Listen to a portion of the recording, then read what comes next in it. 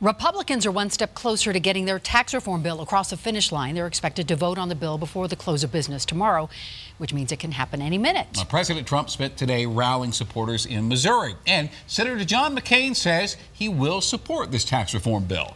There are 52 Republicans, as you know, in the Senate, so they can only really afford to lose 2 of them. House Republicans passed their version of this tax reform before Thanksgiving. Meantime, right now, Republicans are talking about eliminating a tax credit that helps revitalize our neighborhoods, and it has some people here at home on edge. Denver 7's Jennifer Kovaleski is at Tammon Hall tonight, where affordable housing project is in jeopardy if Congress eliminates this tax credit. Contains some really great and unusual photos of the early city. This tattered book from the 1900s gives a glimpse into Denver's history. It used to have a more Gothic tower, but these parts are still there. A part of history saved, made possible by the federal historic tax credit.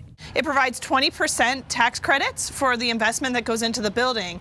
And that really has put a lot of vacant and underutilized but important buildings back into action in our communities.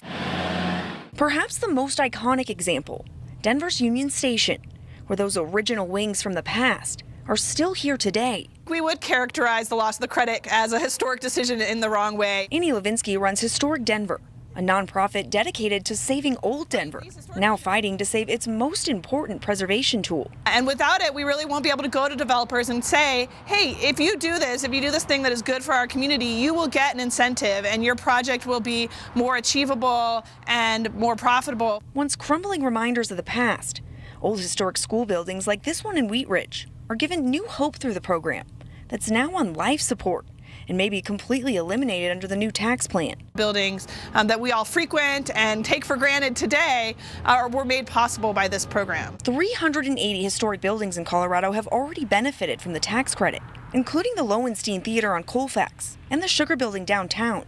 If wiped out, Levinsky says it will leave not only Denver's history, but 23 active projects in jeopardy. It will really have, I think, a dire impact on historic buildings, both in Denver and statewide. And Historic Denver is watching what happens in D.C. very closely. The House completely removed this tax credit from its bill, while the Senate added a weakened version of it back in, and this could all still change.